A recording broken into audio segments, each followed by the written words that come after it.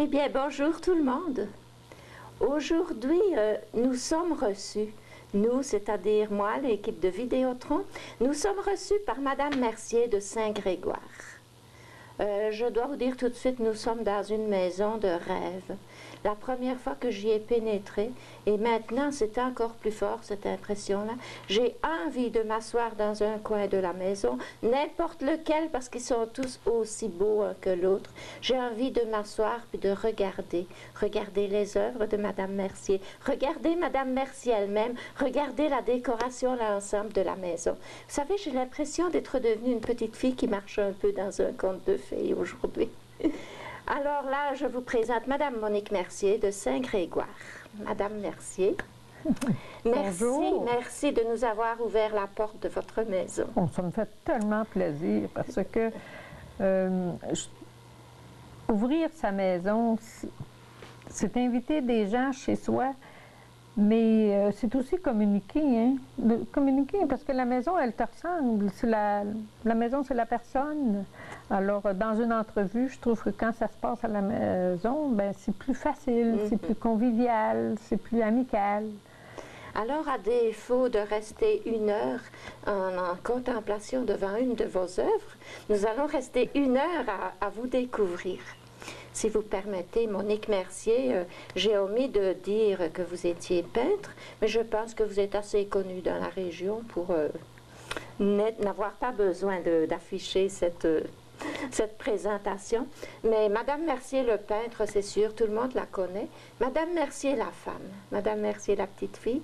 Monique, la petite Monique qui est née en Nicolette en 1934, qui doit être une femme pleine de sensibilité. Bref, c'est vous qu'on veut connaître. Puis dans votre environnement, avec votre petite chienne sur les genoux. Mais oui, la petite Maulune. Alors, si vous voulez bien nous dire un peu qui est cette femme que... Vous savez, j'ai 62 ans. Si je retourne en arrière, il y a un long chemin. Mais je suis née à Nicolette et j'ai toujours vécu à Nicolette jusque tout récemment. Parce que, comme nous avons pris notre retraite, mon mari et moi, et que nous allons passer l'hiver en Floride, nous avons choisi une maison beaucoup plus petite. Et puis, pour nous permettre nos activités, on est en face du golfe. J'ai retrouvé, par exemple, mon espace puis la rivière. J'ai été élevée à Nicolette face à la rivière, où les horizontalités étaient continuelle. Vous savez, l'hiver, les immenses champs blancs. Et très jeune, en 1942, mes parents ont construit une maison neuve. C'était un rêve, on parlait de la maison neuve. Moi, j'y suis entrée, mais durant cette période, j'ai été frappée par une maladie des os. Alors, j'ai été inactive très longtemps. J'ai eu de la difficulté à marcher pendant des années. Et un enfant malade vit dans sa tête et dans ses rêves. Et c'était très jeune, vers l'âge de 8 ans, que j'ai décidé que je serais une artiste. C'est tout simple. Vous savez, ma mère était une pédagogue assez extraordinaire. Et le dimanche, pour m'amuser, parce que je ne marchais pas pendant que les autres allaient à la messe, alors elle me prêterait la coutellerie en argent. Et je replaçais ça. Je trouvais ça tellement beau, l'argenterie. Puis, dans les cuillères, je me voyais à l'envers. Pour moi, là, c'était un choc presque existentiel. Je me disais, seule une grande artiste pourra comprendre ça. Puis c'est resté un mystère, puis c'était resté un secret entre une réalité et à ce moment-là, j'ai compris que derrière toute chose, il y avait un mystère. Puis j'ai toujours pensé que j'étais la seule à voir ça comme ça. Alors, je n'osais pas en parler, hein. Alors, j'ai gardé ça longtemps. Et puis, les grandes vocations sont toujours nées d'un choc dans l'enfance. Je l'ai vu après parce que pour moi, c'était une continuité aussi de la maladie. Puis, tu sais, on dit, que c'est-il celui qui n'a jamais souffert? C'est qu'il y a une intériorisation de l'événement, il y a une intériorisation de tout. Et grâce aux religieuses, moi, comme je m'absentais souvent de l'école parce que je faisais des stages à l'hôpital, j'étais plus âgée que les autres. Alors, j'ai fini toujours plus âgée les cours, mais j'ai toujours été entourée d'affection. Parce que un enfant malade ou l'adolescence malade, c'était pas si facile que ça. Parce que cette maladie-là s'est prolongée. C'est prolongé. C'est une maladie qui n'existe plus aujourd'hui, comme la poliomyélite, mais ça avait des récidives jusque vers l'âge de 20 ans. Et lorsque je continuais mes cours, je continuais mes études, je continuais aussi mes cours de dessin. Et vers l'âge de 20 ans, je sortais d'une période très difficile où j'ai failli mourir. Plus que ça, j'ai entrevu la grande lumière. Et suite à ça, j'ai décidé d'entrer en communauté. Mais si vous permettez, on va revenir un peu à la petite fille de 8 ans, là, qui est allongée, impossible de jouer avec d'autres. Comment ça se passait dans votre famille? Vous étiez 5 enfants, Nous étions 5 enfants. Oui. Les autres allaient à l'école. Moi, ils me rapportaient quand j'étais à la maison. Là, je faisais les devoirs, je faisais les leçons, comme je pouvais. Et je dessinais beaucoup parce que j'avais commencé le dessin avec ma tante. Mais depuis votre illumination de la petite cuillère, là, Oui. qui est très révélatrice au fond, vous avez commencé très jeune à crayonner, à dessiner. Oh mon Dieu, je dessinais avant. On a commencé à fréquenter le studio où enseignait ma tante, la sœur de ma mère qui était religieuse. Ah, il y avait Oui, elle avait fait... l'hérédité. Oh, il y a de l'hérédité. La sœur de ma mère était une des premières à enseigner le dessin à Nicolette en 1919, ma tante Jeannette. Et ma tante Émilia, qui était religieuse, a fait ses beaux-arts en 1934. Alors, il y avait dans la famille, c'était une ambiance normale chez nous, naturelle, comme vous avez des familles de musiciens. Nous faisions des arts. Puis je me souviens quand on était jeunes, puis on participait au concours, puis on disait, maman, si on gagne, parce que c'était souvent des prix en argent, est-ce que vous allez nous acheter une raquette de tennis? Elle dit, si vous gagnez, vous allez... Oui, je vais vous acheter une raquette de tennis. On gagnait partout. Tous les concours de dessin. Vous dites qui n'existent plus. Mes sœurs et moi. Vos sœurs et vous, C'est-à-dire nous, oui. on devrait dire nous, parce que mes sœurs aussi. Et vos frères, vous aviez... J'ai un frère qui a fait un peu de dessin, mais qui a laissé plus tôt. Tandis que les 4 filles, nous avons prolongé les études en dessin tout le temps de nos cours, de même que l'addiction avec les religieuses et la musique. La jeune fille accomplie, quoi. La culture, c'est dans la famille, et les études, c'était valorisé, je pourrais dire, dont ma mère a fait des grands sacrifices pour nous et bien, mon père aussi, mais pour nous donner les grandes études et autant de culture qu'on en voulait. Et vous avez dû sauter à pieds joints dans cette culture-là? Ah oui, c'était comme une respiration, c'était tellement naturel chez nous. C'était naturel, là. Moi, j'étais étonnée à un moment donné en Abitibi, parce qu'on a été élevés avec les livres d'art ou les Larousse et l'histoire de l'art. J'avais conseillé à une étudiante, je trouvais qu'elle avait vraiment du talent, d'aller faire ses beaux-arts. Parce que chez nous, lorsque les études étaient finies, qu'on entre en médecine, mes sœurs, j'ai 2 sœurs qui sont allées en médecine, puis 2 qui ont pris les arts, moi et une autre, mais c'était normal. Mais je me suis rendu compte que c'était pas normal dans toutes les familles. Les parents sont venus, puis ont dit non, puis ils sont opposés. Je leur ai expliqué, et puis en fin de compte, elle a fini par faire les beaux-arts. Mais chez nous, c'était une respiration, c'était normal. C'était une évidence, là, pour la C'était une évidence. Puis l'été, on était très actifs et très... Très actifs dans le sens de... Oui, un peu tannante aussi, les filles aussi. Alors l'été, ma tante, qui était religieuse, nous obligeait à faire 300 croquis durant les vacances. Je pense que ma mère, elle devait être en arrière.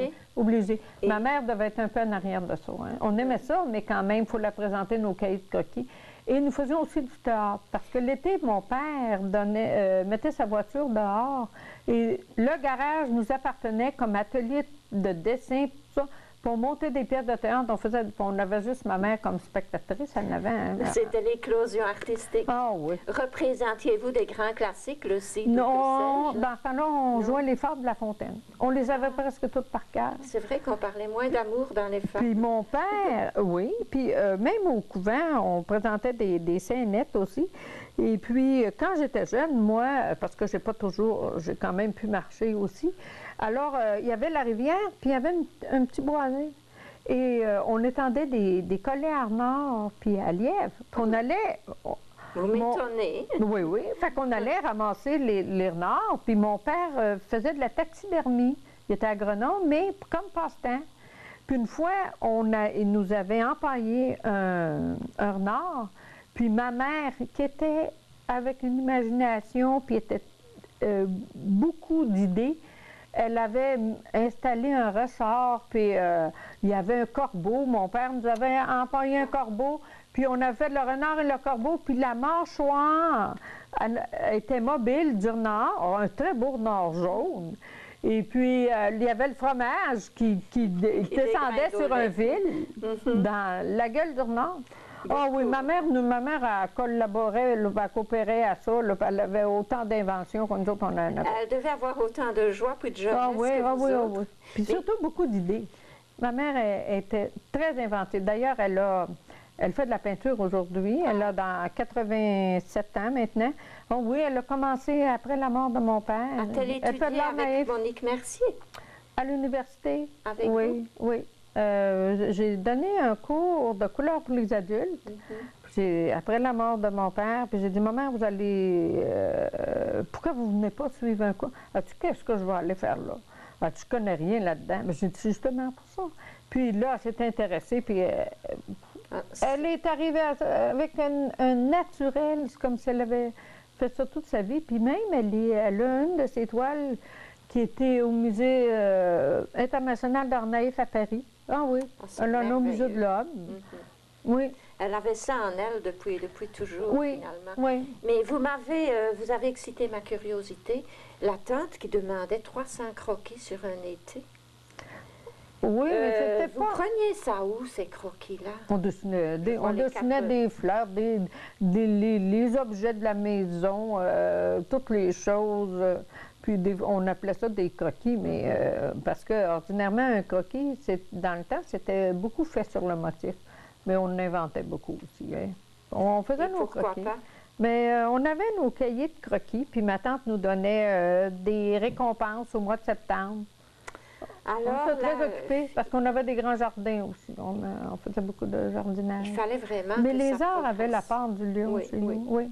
Alors là, une dernière question. J'ai parlé de votre maison actuellement. Et je vois 4 jeunes filles occupées à dessiner. Est-ce que les murs de la maison paternelle étaient décorés comme votre maison actuelle? Oui. Dans la maison chez nous, il y a toujours eu nos dessins, nos peintures. Plein mur. Mais moi, c'était un rêve. Ça, je m'étais dit, je veux vivre dans un musée puis une galerie d'art. J'étais toujours fascinée, jeune, en regardant les grands livres, les musées avec des tableaux, les châteaux. J'aime ça, envahi par la peinture. Dans l'autre maison, qui était beaucoup plus grande, je n'avais pas beaucoup de mes œuvres sur les murs. J'avais surtout une collection où je me suis départie parce qu'ici la maison est plus petite. Et là maintenant, je peux vivre avec mes choses. Je peux vivre. Mais on ne peut pas toujours vivre avec ces choses. Hein? Bien, on ne peut pas toujours. Vous y vivez, puis vous avez l'air très bien. Bien là, oui, vous maintenant. Oui. Mais là, si je pense à votre vie, ce que vous venez de nous raconter, ça a été peut-être comme une chance, votre maladie, qui vous a permis... Moi, je le trouve.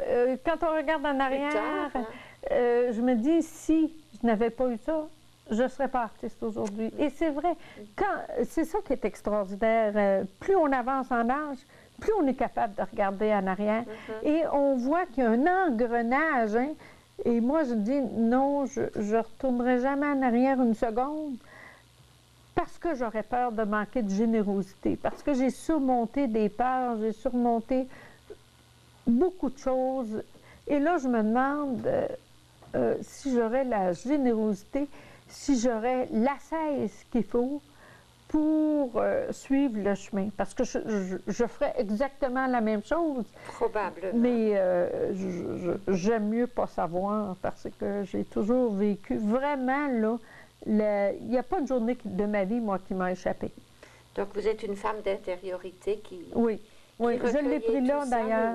Je l'ai pris là, il y avait une religieuse qui était extraordinaire parce que, vous savez, en 1942, moi, j'ai vu mourir des petites filles qui étaient à l'hôpital.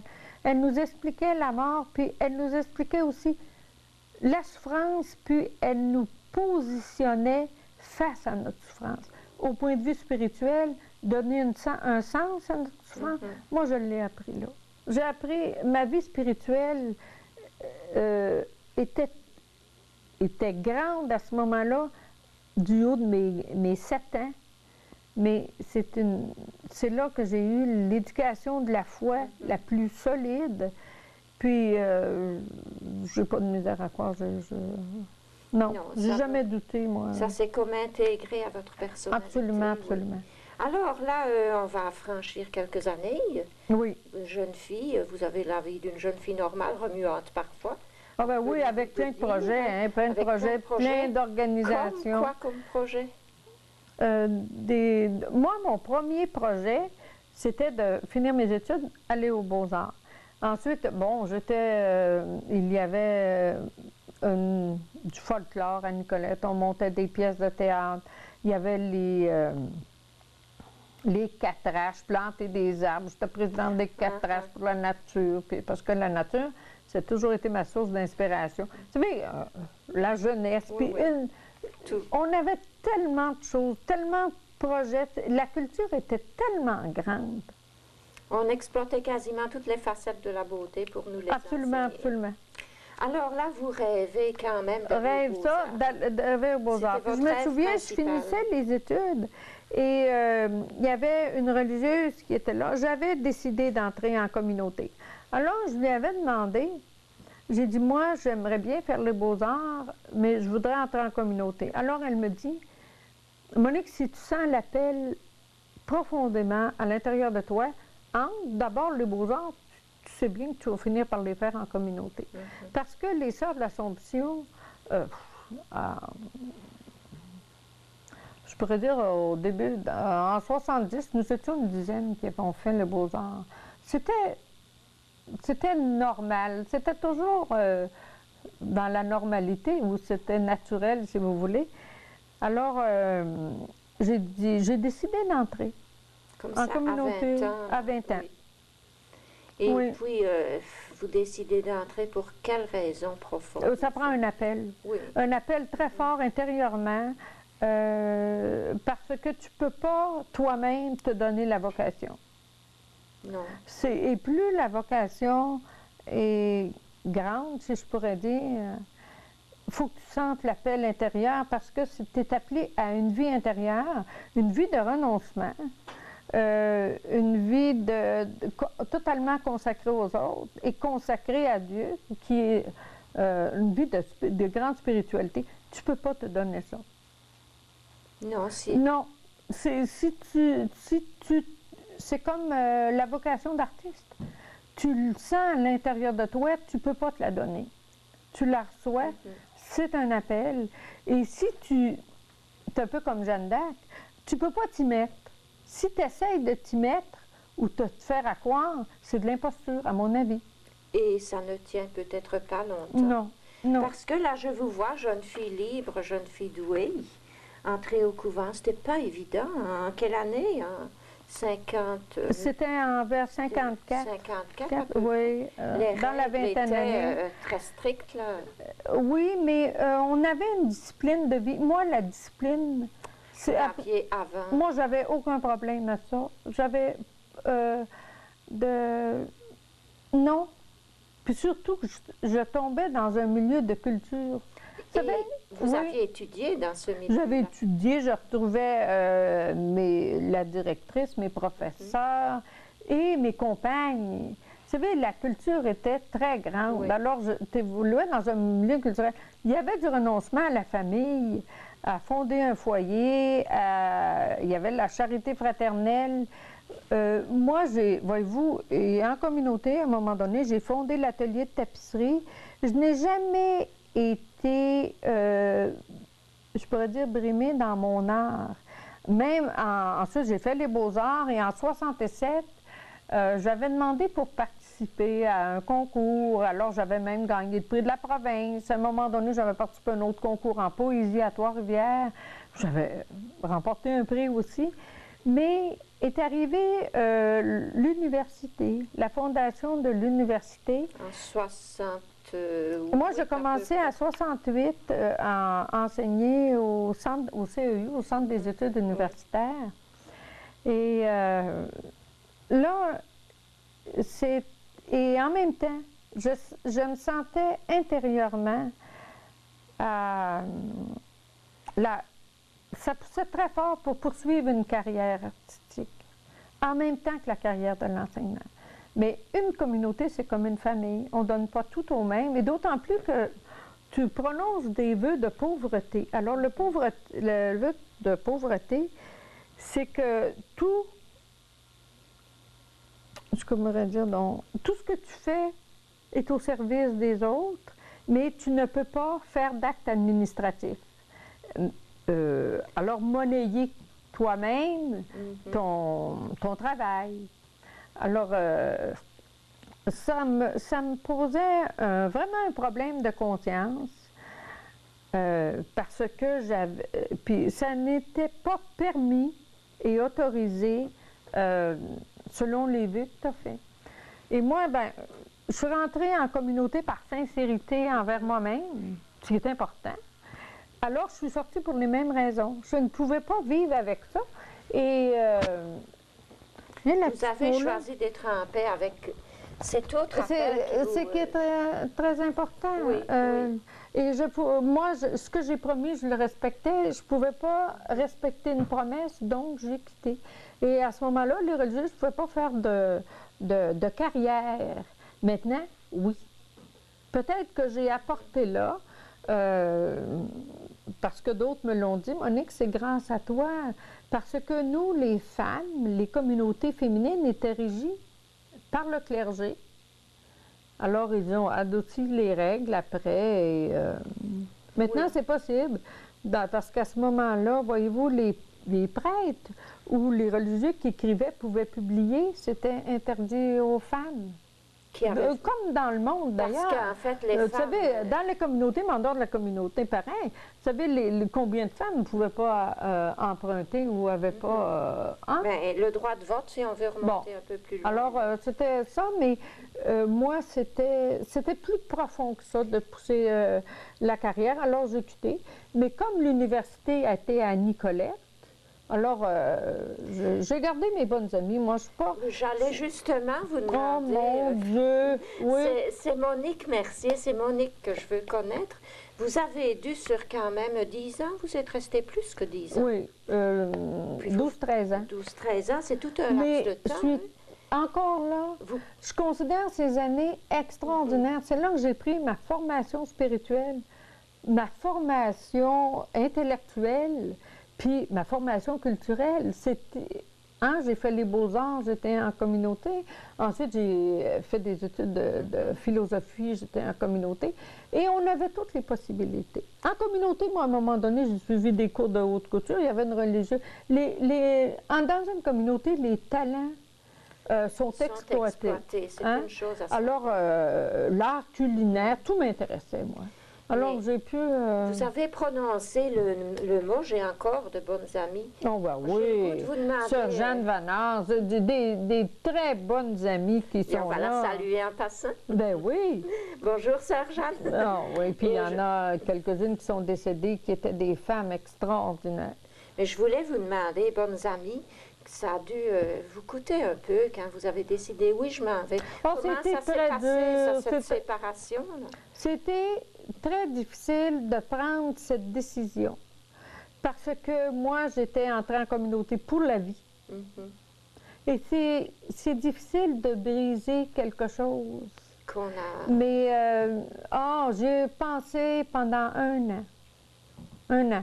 Et il y avait le sacrifice de la carrière ou la vie religieuse.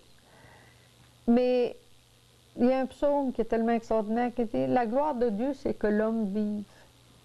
Il y a la parabole des talents que j'ai retourné dans tous les sens. Et puis, je me dis, le vœu de pauvreté, c'est quand même 1 sur 3. Tu savez, c'est celui qui me causait le plus de problèmes. Alors, j'ai décidé de quitter pour ne pas amasser des chardons sur ma tête, des charbons ardents sur ma tête. Au point de vue conscient. Oui. Oui. C'est très sain comme attitude. Là, vous vous retrouvez dans la vie oh mon Dieu, j'ai quitté le vendredi, puis le lundi, là, je suis retournée mon bureau qui était au couvent, Nicolette. C'était aussi simple que ça. Ça s'est passé. Mais il y avait eu de la séparation. Et quand je suis retournée le lundi, les religieuses le savaient parce que j'avais écrit une lettre. Puis j'avais demandé à ma directrice, bien, mettez-la au réfectoire. Au réfectoire, il y avait une colonne, on appelait ça sur la colonne. Puis tout ce qui se passait, là, c'était épinglé là-dessus. Ah oui, le journal. Alors, tout le journal, tous les événements, oui. puis même un article intéressant sur les élèves, un article de journal, en tout cas, c'était épinglé là. Alors, j'avais écrit cette lettre, et puis, le lundi matin, là, on a pleuré dans les bras de mes amis, des religieuses qui m'ont vue, parce que c'était différent. Un arrachement, là. C'est ça. Mais vous avez choisi de le vivre pour être authentique, en fait. Mais je suis restée très amie. Puis, encore là, puis les religieuses pendant plusieurs années, le 15 août, qui était la fête des Sœurs de l'Assomption, il y en a plusieurs qui prenaient un auto, là, puis qui s'en venaient chez moi, 6-7, puis on fêtait ça ensemble. Ah, c'est bon. Moi, j'ai quitté pour poursuivre une carrière, pas parce que j'ai perdu la foi ou que... Non. Absolument pas. Non, c'était pour continuer à vous réaliser. Oui, dans la sincérité. Oui, d'après ce que vous sentiez de vous-même. Oui. Alors là, vous voilà lancé, là. Oui. Vous sortez. Alors, je suis à l'université. Il y a une continuité. En fin de compte, vous avez fait les beaux-arts. Oui. En communauté. Alors, il y a une continuité, tout simplement, dans l'enseignement, parce que j'étais déjà à l'université. Alors, il y a simplement une continuité dans l'enseignement, mais il y a aussi une poursuite de la carrière. Si bien que, voyez-vous, c'est en 70, et déjà en 72, j'allais exposer en Europe. J'avais préparé en Suisse. Alors là, ça s'est enchaîné et on a toujours besoin d'être reconnu. Hein. On a besoin d'abord, on peint pour aimer puis être aimé, mais moi, j'avais tellement besoin d'être apprécié par les autres puis d'être jugé par les autres. Alors, je me disais, j'avais besoin d'aller exposer à l'étranger. Puis, ça m'est arrivé en 72, et après ça, j'ai exposé en 75, aussi des biennales internationales. Parce qu'il faut penser qu'il y avait à Montréal les grands courants. Il y avait les grands courants d'art abstrait. Il y avait Bordura, il y avait le refus global, il y avait tout ça. Et c'était hors de l'abstrait, point de salut. Mais ma tante, qui était religieuse, en 47, on faisait de l'abstrait. Et je me souviens que ma tante, parce qu'à Nicolette, il y avait l'artiste du Gué. Et les filles du Gué, là, on était les du Gué, puis les Mercier, là. Ça montait à 8 heures le matin au studio, tout ensemble, ça. Puis ma tante faisait faire de l'abstrait. Et M. Duguay s'était opposé à ça. Et vous, aimiez-vous? L'abstrait? Oui. Oui, j'ai toujours fait les deux. Ah oui? Alors, parce que ma tante disait, c'est important de faire de l'abstrait pour dégager la forme, pour avoir sa propre écriture. Moi, je vous dis, j'ai tout appris de ma tante. J'ai fait les beaux-arts, mais les beaux-arts, j'ai considéré ça comme des années de recherche et que je pouvais me consacrer à plein temps à ma... Et à de la technique aussi. Alors moi, j'étais... et une femme, c'était presque impossible, tellement c'était monopolisé à Montréal pour entrer d'une galerie, surtout quand tu venais de la province. Alors moi, j'ai signé Mercier pour pas qu'on sache que j'étais une femme, parce que je ne serais pas passée. À ce point-là? À ce point-là. Puis moi, je me rappelle, en 72, il y avait le Grand Prix international de Monaco. Oh, je me rappelle encore je pense que c'était le numéro 7 ou 8, peu importe, puis il disait « Les artistes dont les œuvres ne nous parviendront pas par un organisme officiel de leur pays feront l'objet d'un choix très sévère de la part du jury. » Défavorisé au départ. Moi, j'ai dit, si j'envoie mon œuvre à Montréal, je suis finie. Puis là j'étais... Mon père était très proche de moi, puis je disais, j'y vais toute seule. Alors, papa m'avait fait une caisse en bois, puis j'ai dit, si je suis refusée parce que j'aurais pas... Au moins, je serais allée, puis je serais refusée à Monaco. Mais là, si j'envoie mon œuvre à Montréal, j'étais certaine de ne pas passer. Alors, je l'ai envoyé et je suis passée. Puis quand j'ai reçu la lettre, là, c'était l'UNESCO, dans ce temps-là, et que j'avais été acceptée, puis que mon œuvre était... Je ne le croyais vraiment pas. Alors, vous savez, j'étais pas de taille, j'étais pas de taille à me battre, même pour entrer dans une galerie à Montréal. Moi, je suis rentrée dans une galerie à New York en 72, par Madame Majorelle, qui était de la Galerie de la Demeure à Paris pour les tapisseries. J'avais ouvert l'atelier de tapisserie, puis je l'avais rencontrée à l'École des Beaux-Arts, puis je faisais de la tapisserie. Puis elle a dit, je vais vous faire rentrer dans la galerie à New York. C'était très fermé. C'était très difficile de rentrer à Montréal. Et c'était sectaire aussi. Tu n'étais pas accepté si tu ne faisais pas de la tapisserie. Mais nous autres, moi, je faisais les deux. J'ai toujours fait les deux. Mais vous n'aviez pas une petite préférence, mon cœur balance, là, entre les deux? Moi, j'ai décidé Ouais, j'ai fait des expositions à Verdun, abstrait puis figuratif, mais je faisais beaucoup plus d'abstrait dans les tapisseries parce que j'avais exposé en 72 à Locarno, puis le directeur de galerie, j'avais quelques peintures abstraites, j'avais des tapisseries, et puis j'avais des peintures figuratives. Puis il m'a dit, bien, est-ce que vous allez une préférence? J'en avais plus ou moins, mais avec lui, j'ai décidé d'aller dans la figuration parce qu'il m'avait dit, allez donc dans la figuration. Et là, vous y êtes de plein pied depuis bien des années. Oui, mais par contre, voyez-vous, à chaque fois que tu dois te renouveler en art. Je dois me renouveler. Il y a des périodes de recherche. Tu te renouvelles. À un moment donné, tu es plus stylisé. À un moment donné, tu es plus décorative. À un moment donné, il y a des périodes.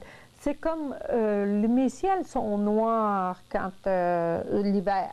Ça, c'est un choc que j'ai eu en Abitibi. Parce que de 57 à 63, j'ai enseigné en Abitibi. J'ai eu le choc de l'hiver, le choc de l'espace. En Abitibi, en 57, il n'y avait pas grande ville. Hein.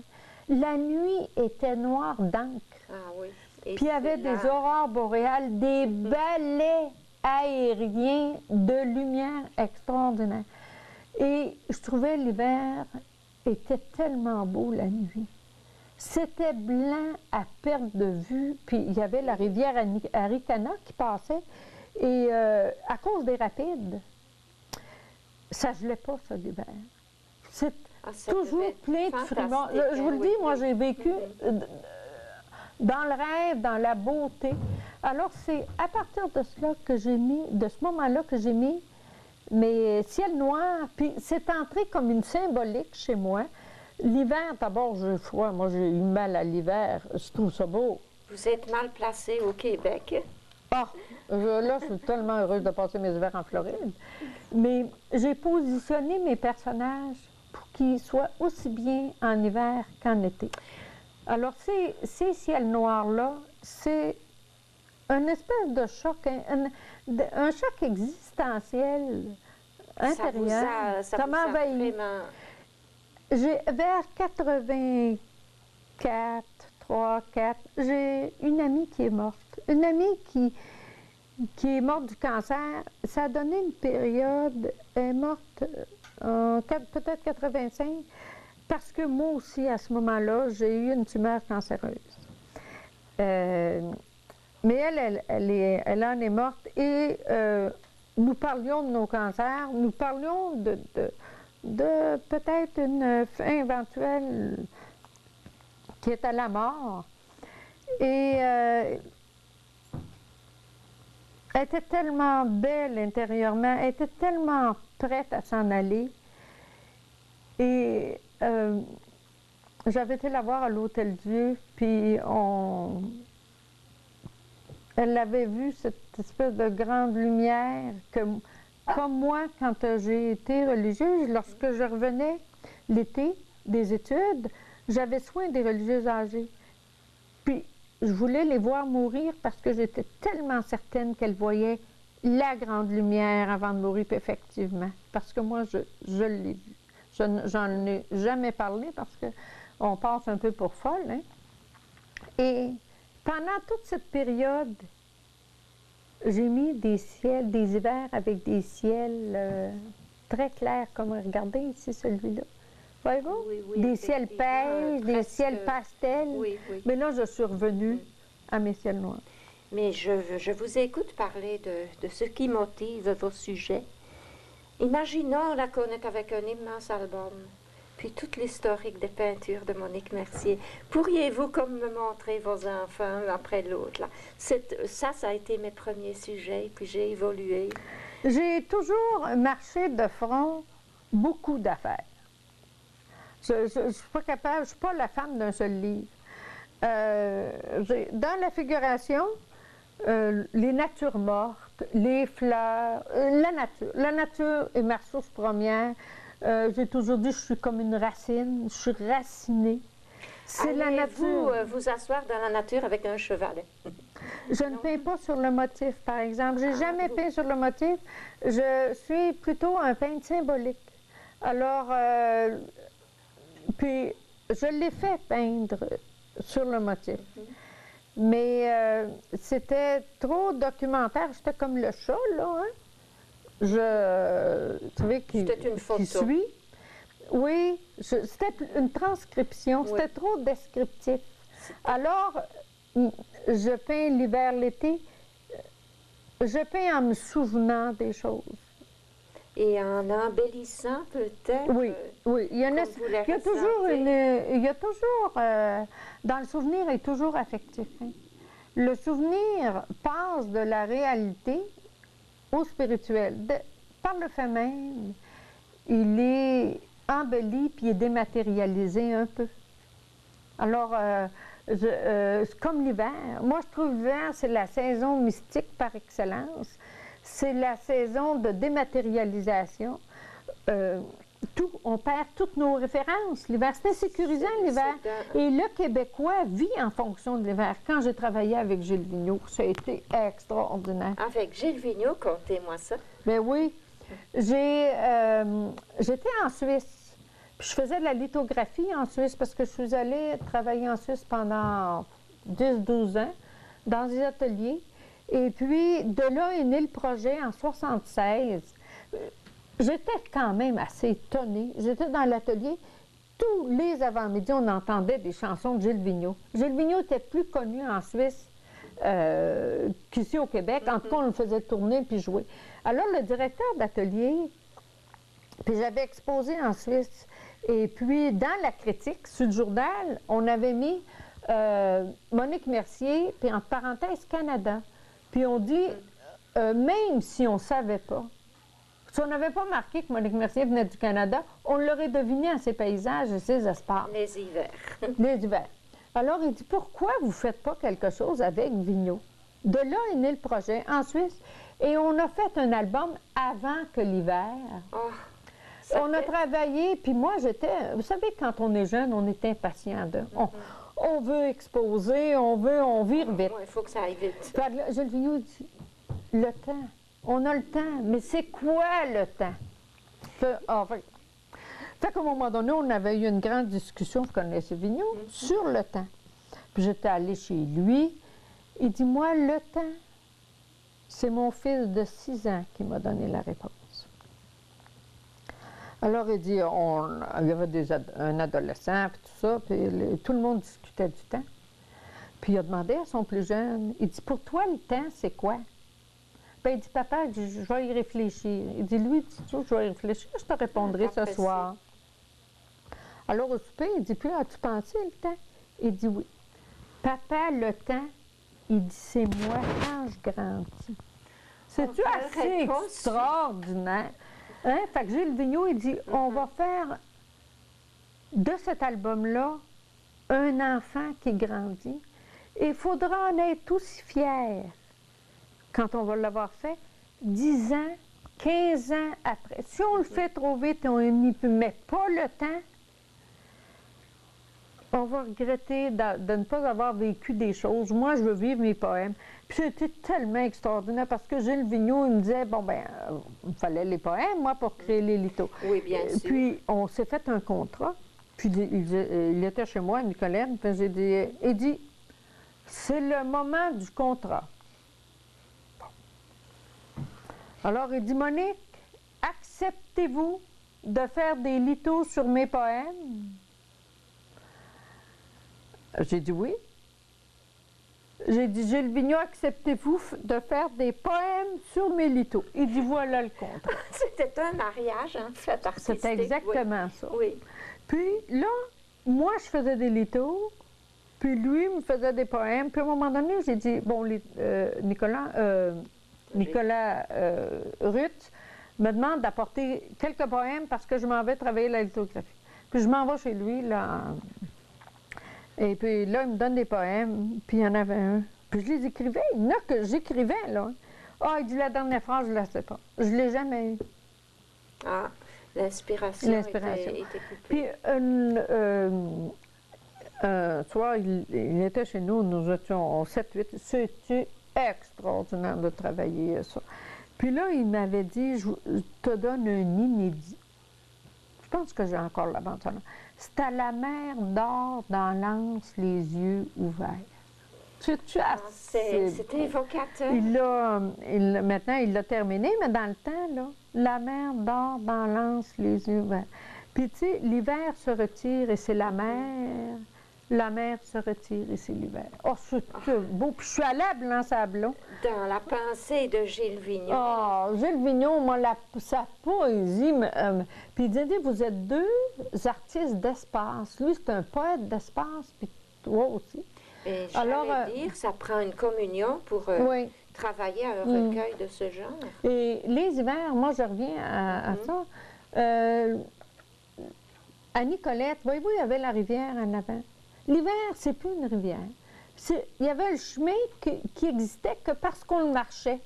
C'est plus un chemin. Plus... Alors, tout est dématérialisé. Hein? On réinvente. Alors, on a travaillé l'hiver avec Gilles Vigneault d'une façon fantastique. C'était un grand projet de mes 40 ans. Il y a des projets de maturité, ça, c'en est un. C'en est un, il est toujours un très grand projet. Comme un projet d'aujourd'hui, de la façon dont vous en parlez. Mais vous êtes une femme de contraste, Madame Mercier. Oui. Vous avez peur de l'hiver, vous avez froid, mais vous sublimez dans votre œuvre. Oui, je pense qu'on est tous des gens de contraste. L'hiver, c'est que j'ai mal. J'ai mal dans les os au froid. Parce que vous savez, j'ai surmonté beaucoup de choses, mais je pense que c'est ça qui nourrit aussi la créativité. La créativité a besoin d'être nourrie. Et chacun a son lieu de création. Chacun a son... il y en a que c'est... Moi, c'est la joie, le soleil, la chaleur, la nature qui me nourrit. Il y en a d'autres, c'est la mélancolie. Hein? Oui. Ils vont... créer quand ils sont tristes ou quand il arrive des événements. Mais on ne peut pas vraiment dire, vous, si c'est la mélancolie. On regarde, par exemple, les nombreuses Non, moi, je femmes. ne suis pas mélancolique. Non. Non, non, je suis toujours heureuse de Vous tout êtes ce qui arrive, grave, moi. par moment, je vois, il y a beaucoup de femmes dans vos œuvres. Bien, moi, Des femmes d'une époque un peu révolue, on dirait. je vais vous dire une chose. Moi, chez nous, on était 4 filles, puis un garçon. Je suis l'aînée des filles. Ensuite, je suis entrée en communauté. C'est un autre monde de femmes. Oui. J'ai été élevée avec des femmes. Et je reviens encore à l'Abitibi, où vraiment la femme a pris la place prépondérante dans mes tableaux. C'est en Abitibi. En Abitibi, c'est très dépouillé. Et la richesse de l'Abitibi, c'est dans le ventre de la terre. Les mines d'or. Hein? La terre, l'intérieur de la terre, c'est des richesses inouïes. La terre et l'or, les diamants, tout ce qui est de plus beau, tout ce que c'est qui est de plus, je pourrais dire, luxueux, c'est dans le ventre de la terre. Alors, je devine un rapprochement la terre. La terre, la mer. Oui, oui, oui. Alors, la femme, et on dit la mère nature, et la femme répond à ma symbolique. Quand il y a l'homme, pour moi, c'est un bâtisseur, c'est un planificateur, mais il ne répondait pas à ma symbolique de tableau. Mais la femme répondait. Mais par contre, il l'accompagne. Parce que dans toute œuvre de création, il y a le principe mâle aussi. Mais il l'accompagne, mais c'est la femme qui a la prépondérante, qui est envahissante.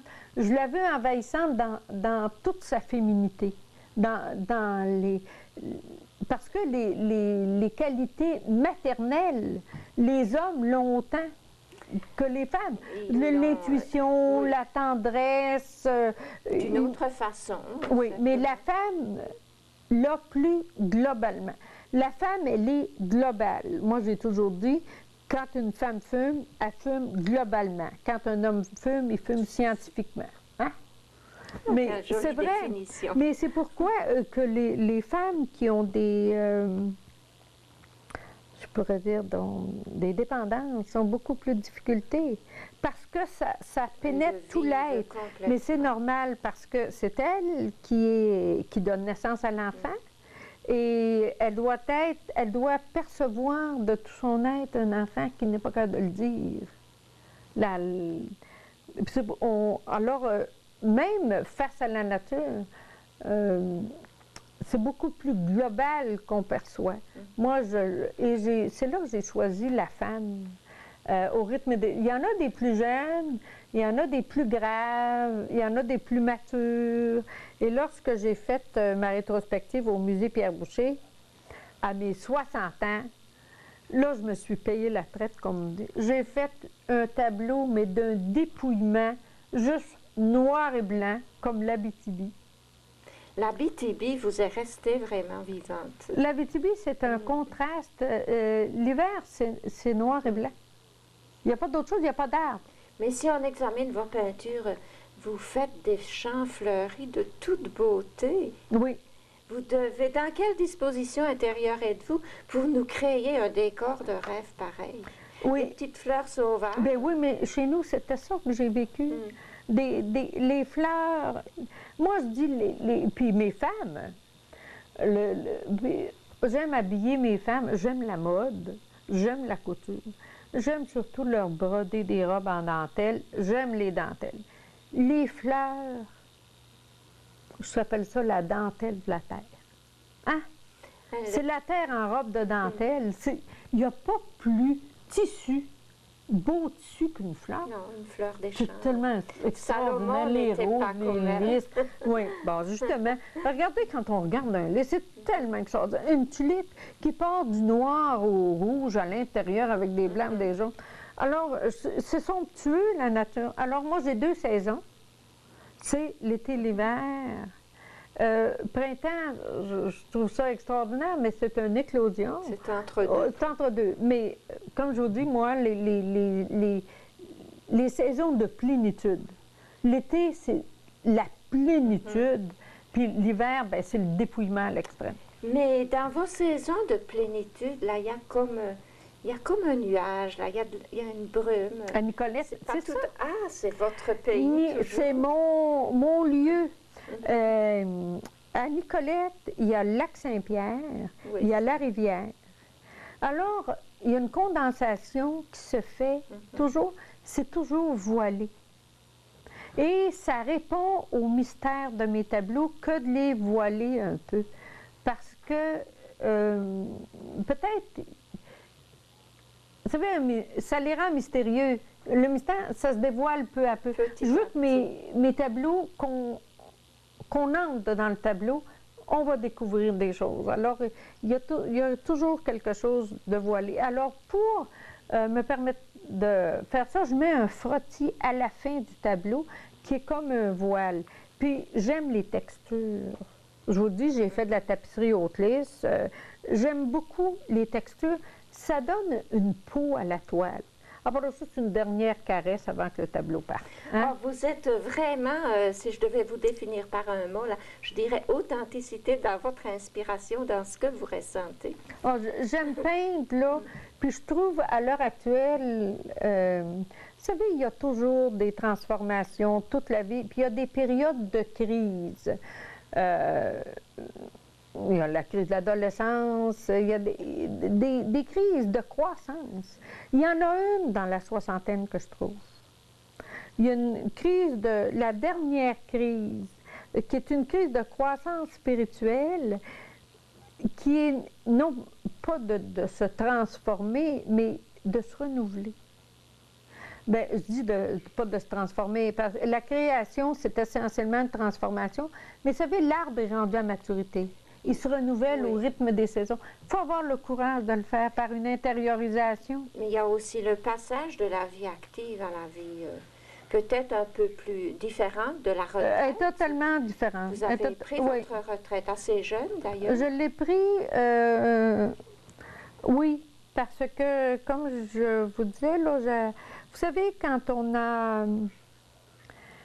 J'ai été accompagnée par la maladie. Je ne vais pas... lorsqu'on vous annonce que vous avez une tumeur cancéreuse qui peut récidiver en dedans de 6 mois et qui est très sérieuse, puis qui a une échéance qui peut être fatale. Alors, moi, comme j'avais beaucoup d'années d'enseignement, et je me disais, dans ma tête, j'étais sûre de ne pas mourir tout de suite parce qu'on le sent, ça. Hein. On sent tellement ça. Oui, on le sent. Mais j'ai dit, là où j'ai encore le plus de choses à dire, c'est en peinture. Mais étiez-vous mariée à cette époque-là? Non. Non. Vous avez passé ça? Oui. Tout ça. Alors, j'ai dit, mais j'ai toujours été accompagnée, moi. Moi, j'ai toujours eu les bonnes personnes. J'ai été accompagnée affectivement toute ma vie. J'ai des bonnes amies. L'amitié, pour moi, c'est tellement précieux. Tu as besoin d'être accompagné. Tu as besoin d'être accompagné. Mais je ne voudrais pas terminer l'émission. Il reste encore quelques minutes. Mais parler de votre compagnon de vie. Oh.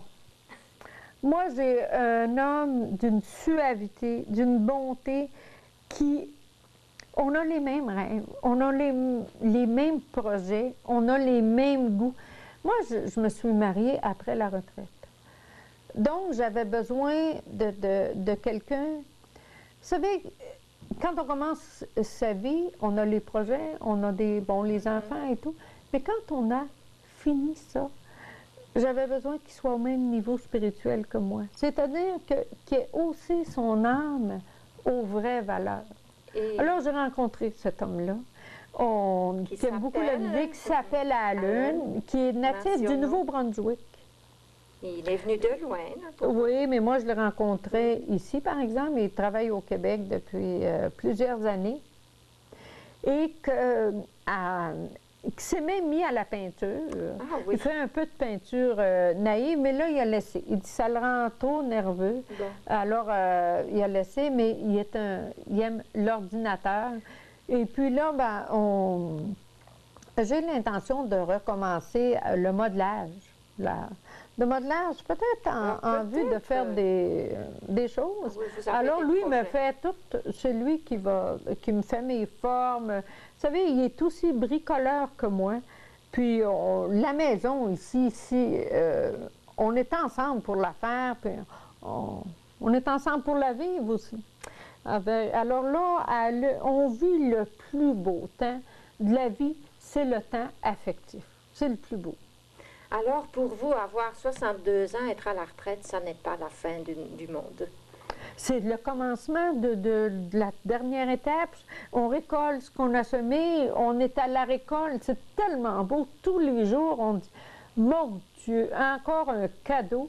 Moi, je dis souvent au Seigneur, fais-moi une fleur aujourd'hui. Alors là, c'est incroyable comme on a des fleurs, des cadeaux du ciel. Bien, si vous vous levez en considérant que le jour qui s'en vient est une fleur, ça a de grandes chances de réussir. Oui, c'en est une. Oui. Quand on, tu sais, chaque jour est vraiment différent, puis il nous apporte toujours une petite joie inespérée. À la retraite, c'est qu'on a le temps de savourer. Oui. On ne passe pas à côté, on passe dedans la lumière de la joie. Le travail, les contraintes, Bien, les responsabilités sont beaucoup moins. Le stress, c'est beaucoup. Oh, moi, le stress, cette espèce je dirais, une chape de plomb, une espèce d'autorité extérieure. Tu ne sais pas d'où elle vient, mais tu l'as sur les épaules. Nous, on n'a plus ça. On a que, vous savez, à vivre très proche des saisons et puis très proche de la vie, avec les enfants, les petits-enfants, les arrières. Alors, on va dire... C'est extraordinaire. Je vous vois, là, on va terminer sur le portrait d'une femme heureuse. Non, ben oui. Et puis, moi, je vous remercie infiniment pour l'heure que nous venons de vivre avec vous. Madame Mercier, ça a été splendide. Je continuerai toute l'après-midi. Alors, merci d'avoir été avec nous. Et puis, on vous dit à la semaine prochaine. Mais c'est moi qui vous remercie. Ben, hein? Quand on pense qu'on est à l'âge, on dit dans notre temps. Moi, je dis ça souvent à mes étudiants à l'université. Moi, là, je peux vous dire, dans mon temps, c'était comme ça. Moi aussi. Puis vous parler de mon expérience. Mais c'est extraordinaire de pouvoir se raconter.